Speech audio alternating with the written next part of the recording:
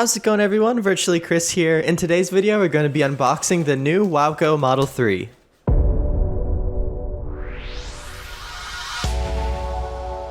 Opening up the box, we have the board itself, but we're going to move that to the side for now. I think it's also worth noting that it's very well packaged and it was not damaged at all in transit, which is awesome. This board also comes with a whole bunch of accessories in the box. So first of all, we'll take a look at the wall mount. Here's some screws for the wall mount. So you can either drywall screw this or screw it into a wood plank or something like that if you want to wall mount the board at any point in time. And here's the wall hook itself. It's actually a different design than some of the older wall hooks. And it's really neat that it can swivel so you can kind of mount it either direction that you want to.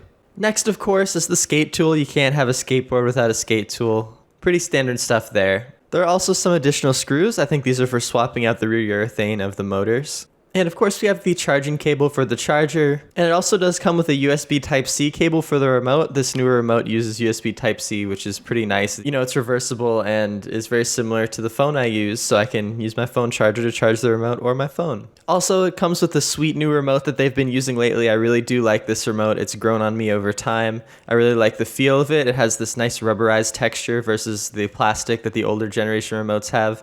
And it has a screen, which is really nice to be able to see your ride modes and things like that. In this box, you also get some additional rear urethane, which is super nice. So you'll be able to swap this out if your urethane goes away. And I think it's cool that they include that in the box for the price of the board. You also get these foam pads, which means you could take the board apart and mount the parts on any deck you wanted to. I think that's really nice of them for including these in the box. Yet again, it's a really good feature to not have to worry about cutting your own foam. And of course, the rear tail light. This comes with basically every board that they make, and although I don't use it personally, I'm sure some people do. Nice to have in the box. Finally, we'll take a look at the charger, and this is interesting. It's actually a 2.5 amp hour charger, which means it will charge faster than some of the other chargers out there. For a long time, 2 amp was kind of the range for Chinese electric skateboards, but it seems like they're starting to bump up to 2.5.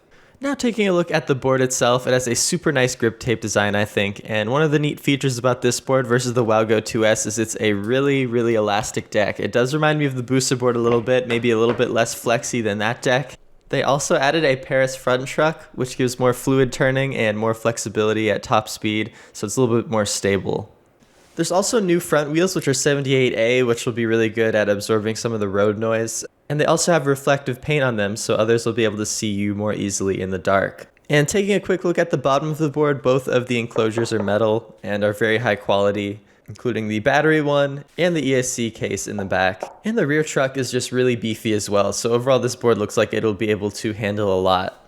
First impressions of the WowGo 3, having ridden it for my first time here today, is that it is so fantastic. It is really a really nice board.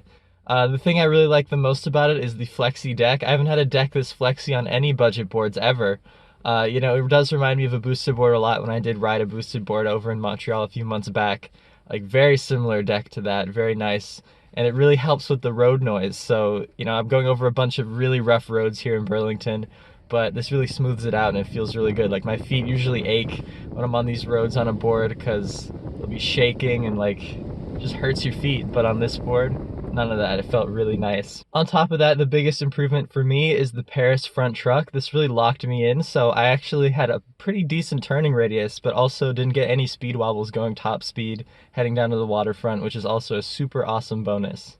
So yeah, overall thoughts are this board feels fantastic. The turbo mode is super awesome. It reminds me a lot of the Raptor 2. I mean, obviously not as much acceleration as that beast, but it's starting to get up there where, you know, you can really accelerate really fast if you want to.